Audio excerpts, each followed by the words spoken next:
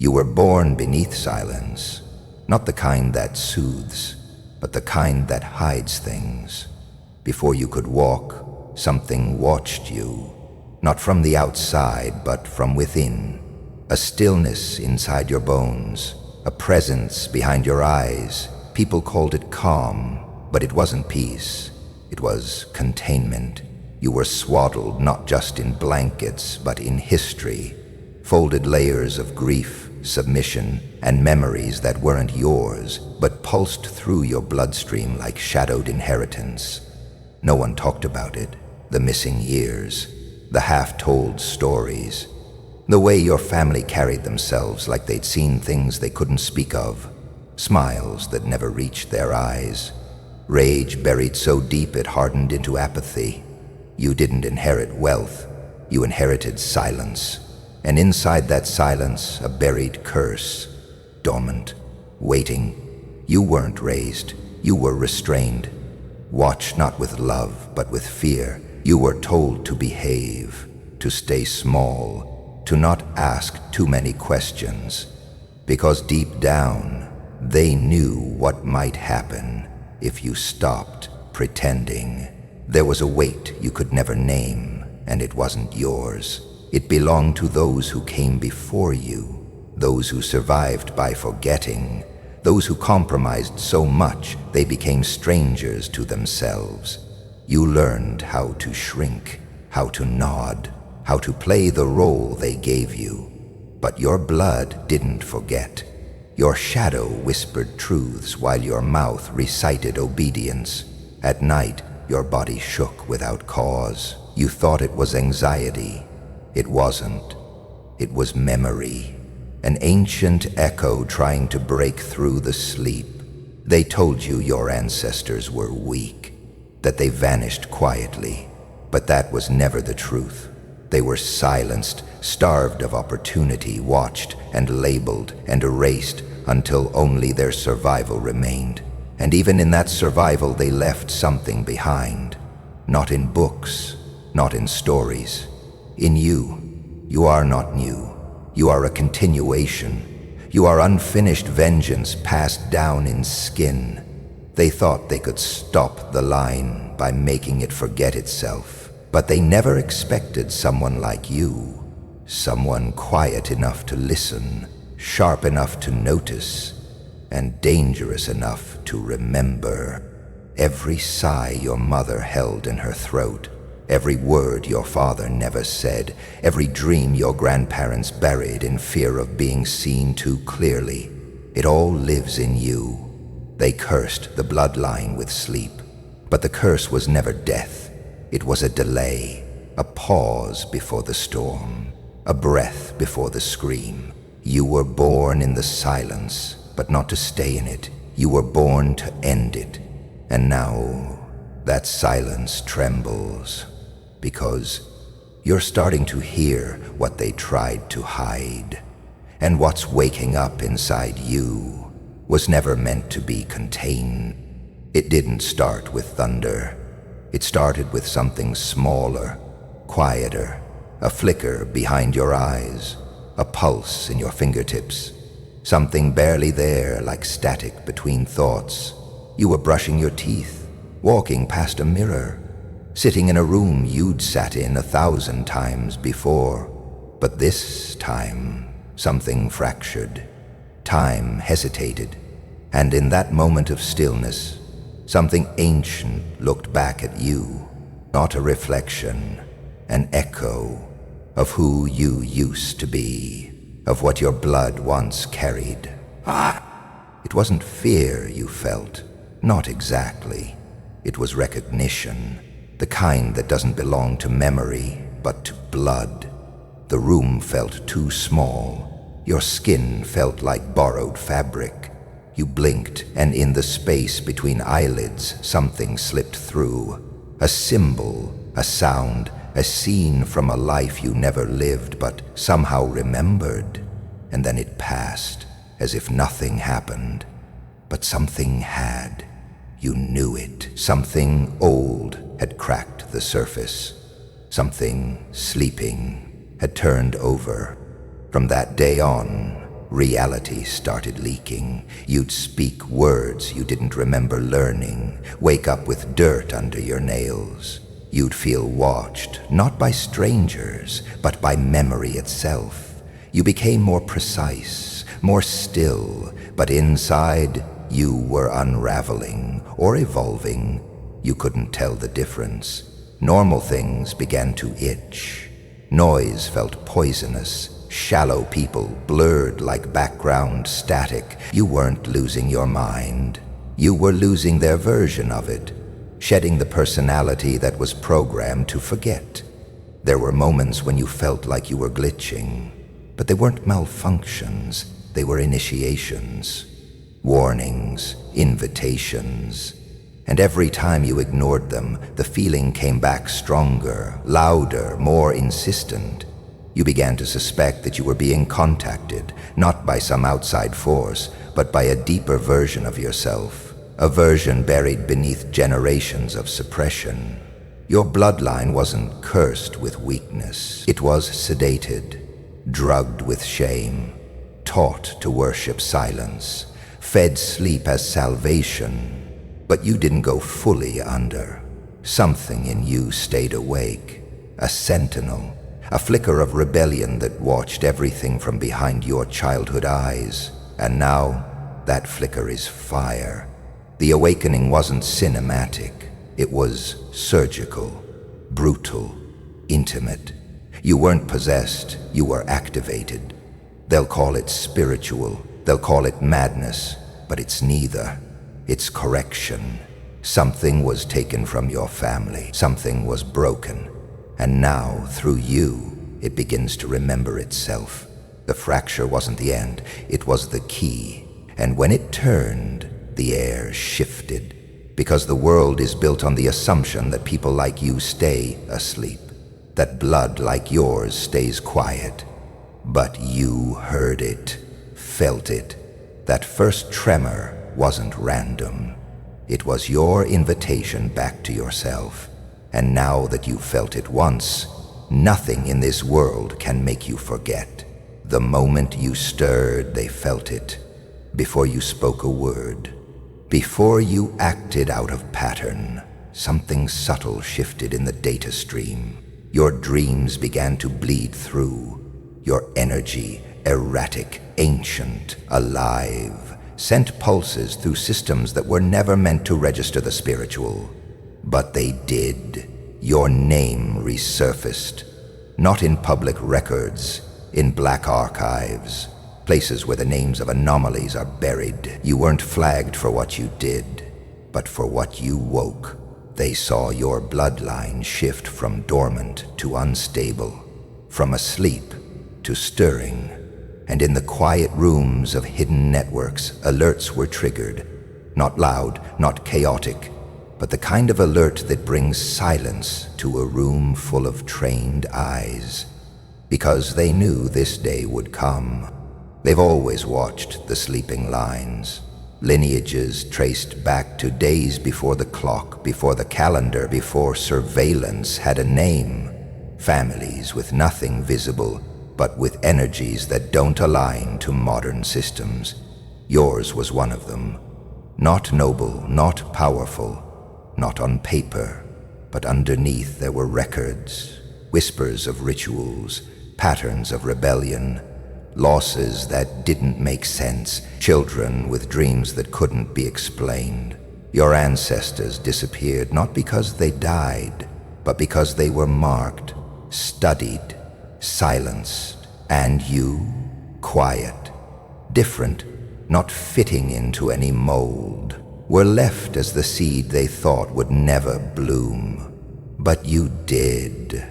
They began tracing your digital breath. Facial recognition caught you blinking too slowly, audio anomalies in your speech rhythm, behavioral inconsistencies, no diagnosis, no illness, just unpredictability.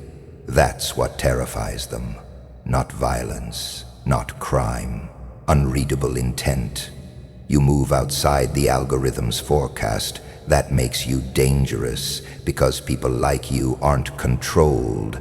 They're anticipated. But if you can't be anticipated, You become a mirror they can't reflect. So the Watchers activate. They don't kick down doors anymore. They study, subtly. A stranger lingers a second too long. A call drops mid-sentence, not by accident. Dreams get heavier. Symbols return, carved in mirrors, scrawled in fog. They don't touch you, not yet. They test your awareness, monitor your response. Because if you know you're being watched, and you keep moving anyway, that's when you shift from subject to threat. And that's what you are now, not because you're violent, because you're awake. You aren't alone in your own life anymore. You never were, but now you see it. The room doesn't feel empty. The silence has weight. You say things before they happen. You feel pressure in places that have no source. You've started noticing patterns, repeating numbers, ancestral names showing up in code, strangers calling you the wrong name, but it feels right. And still, the world acts like it's norm. That's how they maintain the illusion. Deny the abnormal until you start to doubt yourself. But you don't. Because somewhere deep in your bones, you recognize the Watchers. You've seen them in dreams, felt them in your lineage. And now that you've awakened, they can't contain what comes next. They only hope to delay it, but they're too late. The curse moved, and so did you. You don't remember learning these things, but your body does. Your fingers draw patterns into the condensation on glass, geometric, ritualistic, exact. You blink and your handwriting isn't your own. Symbols appear in the margins of your notebooks, carved in instinct. You speak words in your sleep that don't exist in any language, but they wake you with a sense of meaning deeper than sound. Your shadow moves like it's been here before, and in certain reflections, your eyes don't look like yours. They look older, tired, knowing. It doesn't feel like possession. It feels like inheritance. There is no one moment when the knowledge arrives. It leaks in, bleeds through, during silence, during fear, when your guard is down, or when it's sharpened beyond reason. It comes through in the way you start recognizing patterns others ignore. Cycles in behavior, rhythms in failure, signs in silence. And you know you've seen them before, you just don't know when. You begin to understand that the curse wasn't erasure, it was encryption. The memories weren't destroyed, they were buried in blood. And you were born as the past. You feel their pain when you're alone. The women who couldn't speak, the men who broke but never told anyone, the ones who disappeared quietly so the rest could survive. You weren't given trauma. You were born into the aftermath of survival, and that survival had a cost: silence. But now silence bends around you like it knows it's outlived its purpose. The pain your ancestors swallowed whole, it starts to burn in your chest, not as weakness, as fuel. They never had the space to fight. You do. And something in your spine straightens when you realize they were waiting for this moment, for you. You don't move like you used to. There's weight behind your steps now, precision in your pauses. The hesitation that once haunted you has calcified into strategy. You don't flinch. You study. You feel eyes on you in empty rooms, and you no longer check for danger. You nod in recognition. You begin to speak less, not because you have nothing to say, but because language feels primitive compared to what you feel rising inside. It isn't rage. It's return. What you thought were hallucinations were blueprints. What you dismissed as sensitivity was ancestral radar. The curse didn't make you weak. It made you sensitive to the frequency of truth, a frequency that only those born from broken lines can hear. You are decoding your own blood. You are reading your body like scripture, like encrypted myth. And now you understand, the silence wasn't punishment, it was storage. The sleep wasn't failure, it was strategy, because if they had awakened too early, they would have been crushed. But you were born in the right kind of chaos, the right kind of collapse. You are not overwhelmed by it. You are calibrated for it. You were born not to remember them, but to become them, completed, corrected, You weren't born to carry the curse. You were born to end it. There's a difference. One suffers in silence, the other weaponizes it. They thought they buried your lineage under centuries of shame, diluted it through distraction, bred out the fire through compliance and fear. But they missed one. You. A rupture in the design, a skipped generation, a miscalculation in their algorithm. They forgot that blood remembers what memory forgets.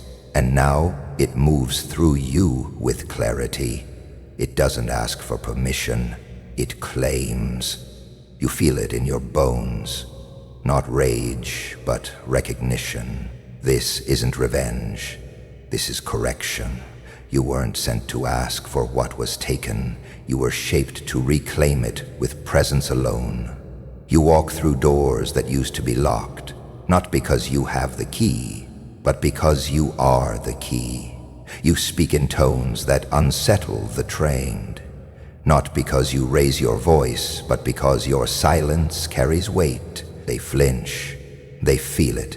A presence too deliberate, too precise, to be confused with chance. That's not arrogance. That's memory. Thousands of silent mouths echoing through one body. Yours. The world sees your calm and assumes peace. It's not peace. It's restraint. You are the descendant of unfinished wars, the aftermath of unsung victories and rewritten losses. They trained you to doubt your anger, to smooth your edges, but your sharpness was never a flaw. It was inheritance, a design passed through generations like a buried blade, waiting for a hand strong enough to hold it without bleeding. That hand is yours. You don't speak in defense anymore. You speak in conclusion. You don't explain your depth. You let them drown in it. You carry too much ancient weight to beg for understanding. You see too clearly now. The betrayal of your ancestors wasn't just in what was done to them, it was in the silence that followed. You end that silence with every step you take, with every move that doesn't need validation, with every decision that echoes into the bones of those who came before you. This is not your burden. It's your fire. You didn't inherit weakness. You inherited waiting, timing, precision. You were never lost. You were hidden for this moment. Not to ask for the throne, but to dismantle it. Not to seek revenge, but to correct imbalance. You don't need to prove anything. You are the proof that survival wasn't the end, that the curse didn't win, that the curse didn't win. That the bloodline still breathes, and now it sharpens. You were the storm they didn't forecast, the answer to a question they forgot they asked. They look at you and see one, but you know the truth. You are many. You are memory wrapped in flesh. You are prophecy wearing scars. And now the reckoning walks, quietly, strategically, without mercy. The silence no longer owns you. It trembles inside you now, waiting for your command. What once weighed on your chest like ancestral ash has become the breath you use to speak worlds into motion.